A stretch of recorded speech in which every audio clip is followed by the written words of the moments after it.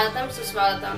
సిద్దిపేట జిల్లా ఉస్నాబాద్ నియోజకవర్గంలో తెలంగాణ సాయుధ పోరాట 76వ వార్షికోత్సవాల్లో భాగంగా మంగళవారం నాడు ఉస్నాబాద్ మండలం పోతారం ఎస్ గ్రామానికి చెందిన తెలంగాణ సాయుధ పోరాట యోధులు అమరజీవులు వంగపెల్లి సోమరాజం స్మారక స్తూపానికి ఉస్నాబాద్ పట్టణంలోని కామ్రేడ్ పోగుల మల్లేశం, కామ్రేడ్ సావుల కమ్యూనిస్టు ఎల్లయ్య స్మారక స్తూపాలకు, కామ్రేడ్ వరకోలు నర్సన్న చిత్రపటానికి సిపిఐ రాష్ట్ర సమితి సభ్యులు ఉస్నాబాద్ మాజీ వైఎస్ ఎంపీపీ గడిసె మల్లేష్ సిపిఐ నాయకులతో కలిసి పూలమాలలు వేసి ఘనంగా నివాళులర్పించారు.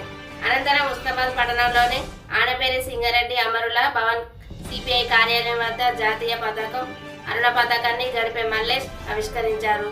ఈ కార్యక్రమంలో సిపిఐ జిల్లా కౌన్సిలర్ సభ్యులు ఐలేని సంజీవరెడ్డి తదితరులు పాల్గొన్నారు. చూస్తూనే ఉండండి మరిన్ని అప్డేట్ కోసం K24 న్యూస్.